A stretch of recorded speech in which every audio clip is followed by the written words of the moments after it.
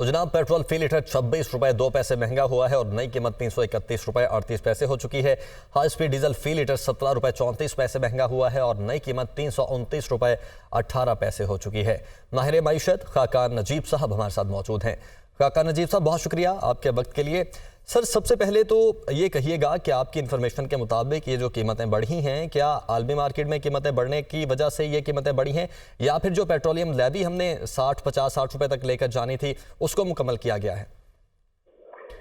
पहली बात तो ये है कि हम कोई भी गुफ्तगू अगर पेट्रोलियम प्रोडक्ट्स या एनर्जी प्रोडक्ट्स की कीमतों के बढ़ने पे करें तो हमें इस चीज़ को ज़रूर मलहूज़ खातिर रखना चाहिए कि जो मिडिल इनकम और लोअर इनकम है और जो vulnerable segments of the society हैं उन पे इसका बहुत बड़ा इम्पैक्ट आता है और हमें we should be caring towards those people. अगर ये सब चीज़ें आप देखें तो उससे आगे जो गुफ्तगू है वो ऑफ कोर्स ये है कि एक इंटरनेशनल कीमत जो कि इस पर 93-94 है ब्रेंट की, ये अगर कुछ हफ्ते पहले चले जाएं तो 85 के करीब थी।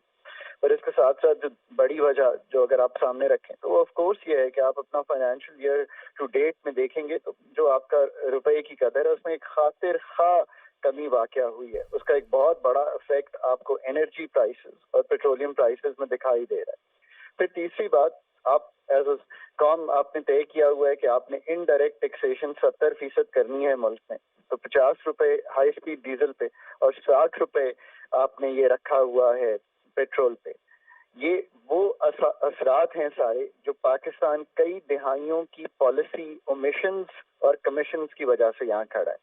हमने ये कभी तय नहीं किया कि हम पब्लिक ट्रांसपोर्ट को बढ़ावा देंगे, हमने ये कभी तय नहीं किया कि हम डायरेक्ट टैक्सेशन करेंगे ताकि हमें ये जो इनडायरेक्ट 50 और 60 रुपए हैं ये ना लेने पड़े। हम रियल एस्टेट हो, कैपिटल गेन्स हो उन पे, हमें मूवेबल प्रॉपर्टी पे टैक्सेशन हो, हम इसी तरह आप देखिए एग्रीकल्चर इनकम टैक्स 4-5 अरब रुपया कलेक्ट होता है। इसी तरह आप देखिए कि पाकिस्तान के रिटेलर्स और होलसेलर्स जो हैं अगर उन पे 3,000 भी टैक्स लगाएं तो वापस लेना पड़ता है। कई दफा मैंने फाइनेंस डिवीजन में बैठकर ये कोशिश की कि हम ये काम करें, but every time we have to take it back. आज उसका नतीजा है कि ये लोग जो जनरल पब्लिक है वो बहुत तकलीफ में है, इसमें कोई शक की गुंजाइश नहीं है।